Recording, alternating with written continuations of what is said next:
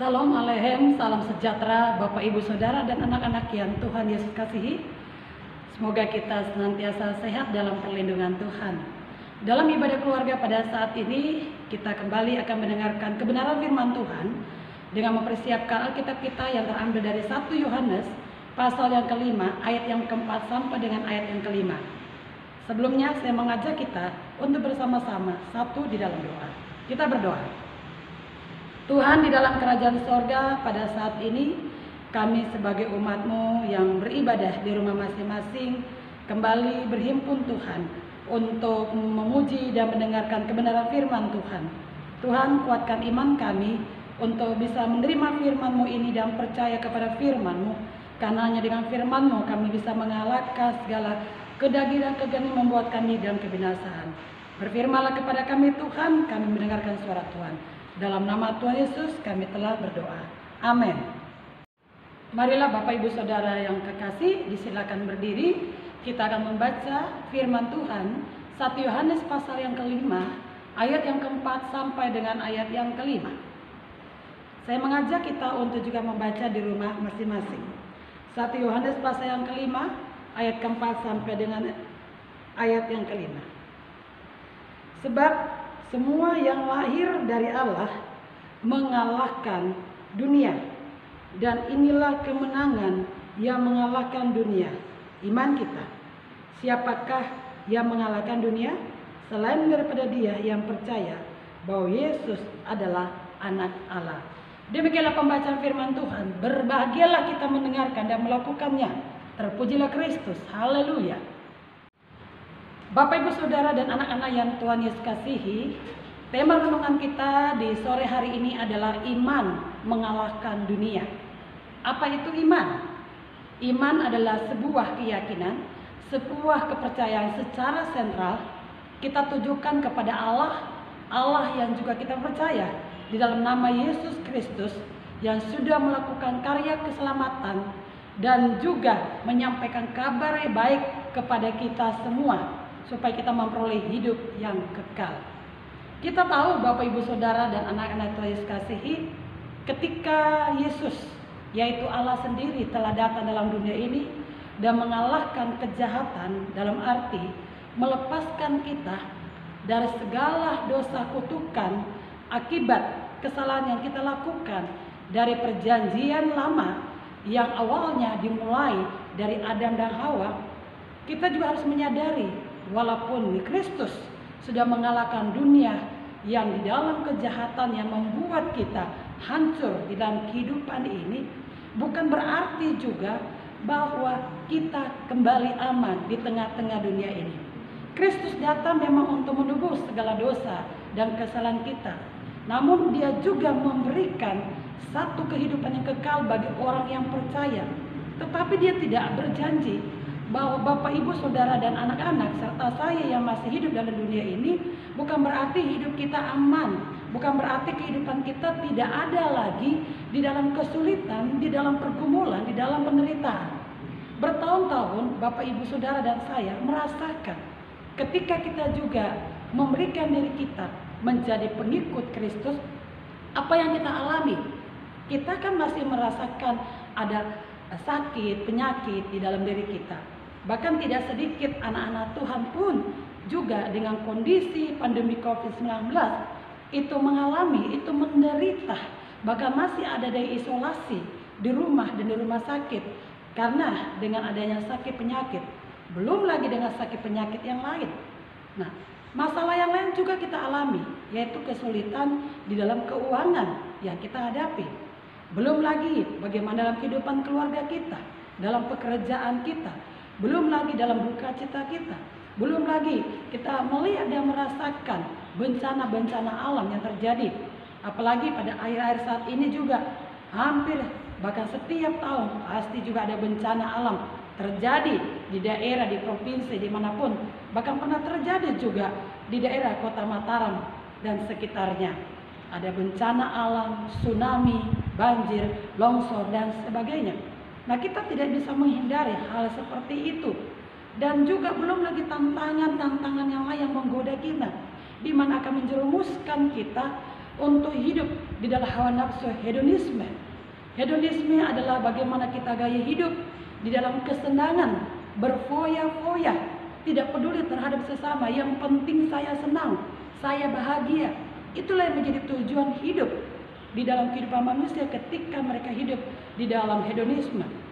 Belum lagi mereka tertarik dengan konsumerisme. Kita juga bisa tertarik dalam konsumerisme, di mana kita berfoya-foya tadi, kita menghamburkan uang yang tidak semestinya harus kita hamburkan.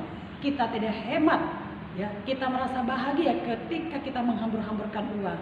Ini sangat bahaya, Bapak, Ibu, Saudara, dan anak-anak yang Tuhan kasih. Nah, oleh karena itu, sebagai orang percaya, apa yang harus kita lakukan sehingga kita pun juga tidak akan pernah lagi terjerumus, tidak akan pernah kalah, tidak akan pernah juga patah semangat untuk menghadapi situasi godaan ujian yang silih berganti datang di dalam kehidupan, khususnya di dalam beriman kita masing-masing. Di dalam firman Tuhan pada saat ini ada perintah, ada juga nasihat, ada ajaran yang sangat berbahagia untuk kita dengarkan. Mari kembali saya mengajak kita untuk melihat di dalam ayat yang keempat. Tadi situ dikatakan, sebab semua orang yang lahir dari Allah akan mengalahkan dunia, dan inilah kemenangan yang mengalahkan dunia, iman kita. Semua orang yang lahir dari Allah. Apa yang dimaksud orang yang lahir dari Allah? Orang yang lahir dari Allah bukan berarti kita berreinkarnasi kembali, tidak. Tetapi kita yang lahir dari Allah dalam arti ketika kita sudah mengasihi Allah. Tadi dalam ayat yang ketiga, orang yang mengasihi Allah, orang yang mengenal Allah adalah orang yang mengikuti perintah-perintahnya. Artinya ketika kita lahir dari Allah, kita mengikuti perintahnya. Ada sebuah perubahan hidup yang terjadi dalam diri kita. Kita tidak mengikatkan diri kita lagi dalam hedonisme, materialisme, konsumerisme. Bahkan juga kita gagal dan kalah dalam setiap pertarungan kesulitan, baik dalam duka cita, sakit penyakit, bahkan juga ketakutan dalam bencana alam dan apapun juga. Di sini disampaikan bahwa bagi orang yang lahir dari Allah, orang yang sudah mengalami sebuah perubahan hidup sesuai dengan perkenanan Allah, menjadi manusia yang baru, maka orang itu akan bisa mengalahkan dunia. Orang yang bisa mengalahkan dunia, kemenangan itu kita akan pakai dengan cara iman kita. Nah, itu tadi, apa itu iman? Keyakinan, kepercayaan kita kepada Yesus Kristus. Jadi iman ini sangat penting, Bapak, Ibu, Saudara yang kekasih. Jangan sampai kita tidak memiliki iman, ya. Tidak sedikit kita melihat, tidak sedikit juga saya menyaksikan banyak sekali orang-orang Kristen, banyak sekali orang yang mengaku dirinya anak Tuhan, umat Tuhan, pelayan Tuhan, tetapi toh juga gagal, kalah di dalam pertarungan dunia yang ada. Mereka hanya mengaku dari mulut bibir katanya percaya, tetapi ketika ada coba, ada ujian, mereka kalah. Kenapa? Karena mereka masih mengandalkan diri mereka sendiri. Karena kita masih juga egois, masih menganggap kita mampu untuk menghadapi, tetapi kita tidak mampu. Ingat Bapak, Ibu, dan Saudara kekasih, hanya kepada Allah, hanya kepada kepercayaan kita kepada Allah, hanya iman yang mampu untuk bisa membantu kita mengalahkan dunia-dunia yang di dalam setiap kejahatan yang akan membuat kita gagal dan kalah di dalam perjalanan hidup kita untuk memperoleh hidup yang kekal. Nah, bagaimana caranya supaya saya terus bisa dan memiliki iman, keyakinan kepada Tuhan? Sudah disampaikan kepada kita dalam Roma pasal yang ke-10 ayat 17. Iman timbul dari pendengaran. Pendengaran akan apa? Pendengaran akan firman Tuhan. Kalau Bapak, Ibu, Saudara sendiri malas untuk membaca firman Tuhan, dalam kehidupan sehari baru bangun pagi yang dicari adalah HP, buka lihat situs-situs dan konten-konten yang ada, sehingga tanpa sadar sebagai orang tua itu juga ditiru, diteladani oleh anak-anak dan cucu kita. Ya, kita bangun bukannya saat teduh, bukannya kita memuji Tuhan, berdoa, kita membaca Alkitab, sehingga itu menjadi satu contoh teladan bagi anak-anak, cucu kita, dan seluruh seisi rumah tangga kita yang ada. Ya, Itu yang harus kita sadari bersama. Kebanyakan dari kita sungguh hanya membuka Alkitab ketika pada hari Minggu saja, ketika kita beribadah. Di hari Rabu seperti ini saja, masih saja ada orang sengaja lupa dan tidak mau tahu bahwa ada ibadah keluarga di hari Rabu. Belum lagi ada ibadah pelekatorial di hari Jumat di dalam tata gereja ibadah GPIB yang ada. Ini harus kita sadari. Belum lagi persekutuan doa di pagi hari. Kita menganggap hal itu sebuah hal yang sepele yang kita abaikan. Dan kita lihat akhirnya ketika kita mengabaikan firman Tuhan, apa yang terjadi? Ada sakit penyakit, ada penderitaan, ada kesulitan ekonomi dalam kehidupan keluarga, bencana, kita menjadi cemas, kita menjadi takut, kita menggerutu, kita mengutuki Tuhan, kita tidak peduli kepada sesama, kita hidup secara egois. Karena kenapa? Karena bukan Tuhan yang tinggal dalam diri kita. Yang ada adalah kuasa-kuasa kegelapan yang selalu menguasai diri kita, membujuk untuk tetap kalah di dalam perjalanan hidup beriman kita. Jadi marilah, Roma pasal 1 ayat 17 dikatakan, orang benar akan hidup oleh iman. Kalau Bapak Ibu dikatakan sebagai orang yang benar, maka hiduplah oleh iman yang ada. Itu yang harus kita lihat bersama-sama. Dan kemudian tadi di dalam ayat kelima, siapakah yang mengalahkan dunia selain daripada dia yang percaya bahwa Yesus adalah anak Allah? Siapakah yang mengalahkan dunia? Saya, Bapak Ibu, Saudara, dan anak-anak. Kenapa kita bisa mengalahkan dunia? Karena Bapak Ibu, Saudara, dan saya sudah percaya kepada Kristus. Bukan hanya secara perkataan, tetapi juga dalam tindakan. Apa yang disampaikan oleh Tuhan Allah di dalam kehidupan kita, Allah bisa saja membantu kita dalam arti mengalahkan segala kuasa-kuasa kegelapan yang ada.